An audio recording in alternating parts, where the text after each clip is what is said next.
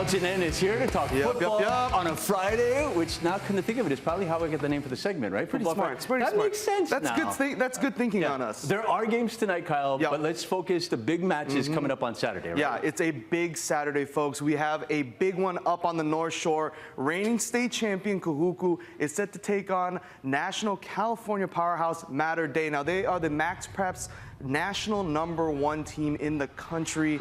So it's kind of a tall task for Kahuku.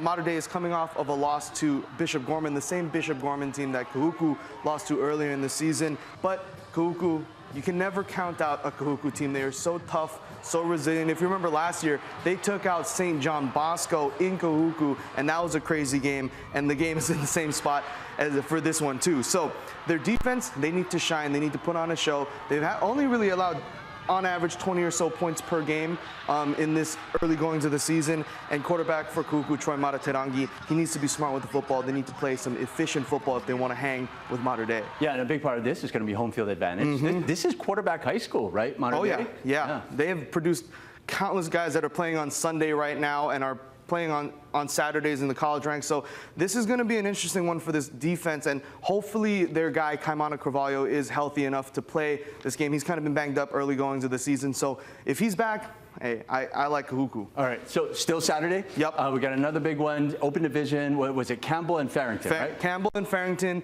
in Eva Beach. Now, we've been talking about Campbell all year long. This team has kind of been on the uptick recently with their quarterback. You know his name, Jaren Kiave Sangapolotele. Now, get this. Campbell has only played 2 games, Steve, and he's already thrown for 710 yards and 11 touchdowns. That's only in 2 games. Woo. So that offense is high-powered. Now for Farrington, they're coming off of their first loss of the season to St. Louis. So they need to kind of get back into that groove that got them to that 3-0 start prior to that St. Louis game. So one thing is their run game, led by Kingston Samuelu, who has well over 300 yards in only 3 games. So they need to get back to their roots, which is running the ball and playing some tough-nosed defense. And this is going to be a big test for their pass defense to see if they can shut down Jaren Kiave Sangapolotele. Got time for one more. Let's go Central Oahu, Aea Lelehua. Aea has this quarterback we've been talking about at length for a little bit now, Elijah Mendoza. He had another standout game against Nanakuli. It was another pretty good game for him. He did get banged up